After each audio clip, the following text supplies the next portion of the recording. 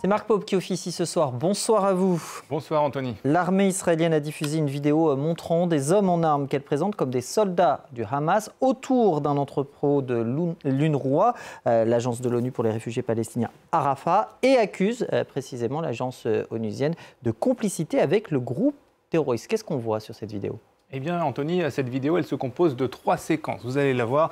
Tout d'abord, on aperçoit ici des hommes en noir, cerclés de rouge, avec des armes qui se rapprochent donc de voitures siglées de l'ONU. Ça, c'est pour la première séquence. Deuxième séquence, la voici. On aperçoit ici donc un entrepôt siglé de l'UN, donc des Nations Unies, avec ici un homme toujours en armes qui met son arme dans son pick-up. On revoit ici le sigle de l'UN. Et puis, vous allez voir aussi cette troisième séquence. Cette fois, on voit un homme armé sortir d'un entrepôt de l'UNRWA qui disperse des gens qui étaient stationnés devant cet entrepôt.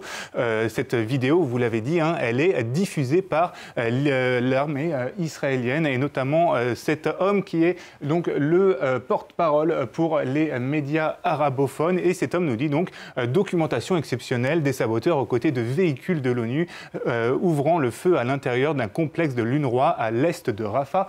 D'autres membres de l'armée vont un petit peu plus loin ici, notamment le lieutenant-colonel Peter Lerner qui nous dit, qui désigne directement l'UNRWA comme responsable, comme étant collaborateur avec les groupes terroristes et dénonce ici l'hypocrisie assourdissante de l'UNRWA. Et puis enfin, je voulais terminer avec ce tweet de Israel Katz, qui est donc le ministre israélien des Affaires étrangères, qui lui se lâche un peu sur Twitter, sur X, en disant que l'UNRWA est le bras armé de l'organisation terroriste Hamas, et il appelle monsieur Philippe Lazzarini, qui est donc le directeur de cette agence onusienne, à la démission. Alors que sait-on de cette vidéo? Est-ce que les allégations de l'armée sont exactes?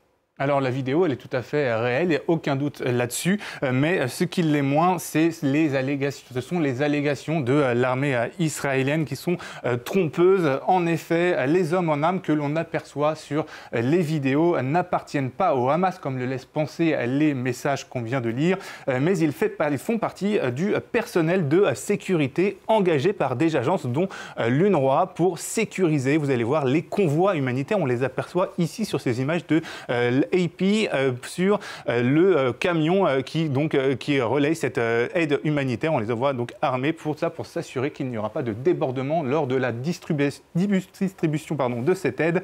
Ces hommes en armes, on les retrouve d'ailleurs donc assurant la sécurité lors des distributions d'aide de l'UNRWA. Et puis ces hommes-là font partie du comité de protection populaire, comme on peut le lire ici sur leur bandeau, sur ces images, et assurent la sécurité dans les rues de Rafah depuis le début de la guerre pour assurer la sécurité tout simplement. Et rien ne prouve par ailleurs que les hommes de la vidéo tirent avec leurs armes, comme le disait donc le porte-parole de l'armée israélienne. Interrogée par la BBC sur la question, Juliette Touma, qui est donc la porte-parole de l'UNRWA, a indiqué que le personnel de l'ONU a évacué le complexe avant samedi, donc date où la vidéo a été enregistrée, laissant derrière lui des véhicules et de l'aide alimentaire. Et elle précise en aucun cas quiconque ne devrait détenir ou utiliser des armes dans une installation des Nations Unies, nous dit donc Juliette Touma. Le complexe de l'UNRWA se trouve bel et bien, comme on va le voir sur cette carte, dans la zone que l'armée israélienne a appelée évacuée. Le complexe se trouve ici et donc maintenant vide de toute agence onusienne. Alors ce n'est pas la première fois, Marc, que Israël accuse l'UNRWA de complicité avec le Hamas. Oui, non, cette nouvelle accusation, elle intervient alors que l'Office des Nations Unies pour les réfugiés palestiniens à Gaza est déjà mis en cause par Israël pour collaborer avec le groupe terroriste, le Hamas, et également pour avoir participé aux attaques du 7 octobre en Israël.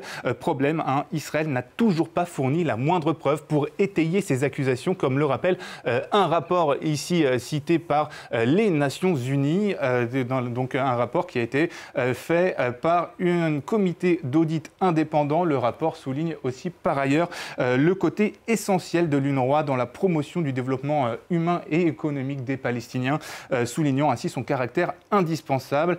Israël, de son côté, doit s'expliquer après la mort d'un agent de sécurité intervenu lundi, un agent de sécurité de l'ONU qui a été pris par cible à bord de sa voiture siglée donc de l'ONU, en une attaque que l'UNRWA a condamnée, a appelé à une tenue d'une enquête indépendante pour faire tout l'éclaircissement sur cette affaire. Merci beaucoup Marc Pope pour Info ou Intox, chronique à retrouver sur france24.com et nos réseaux sociaux. Vous restez avec nous.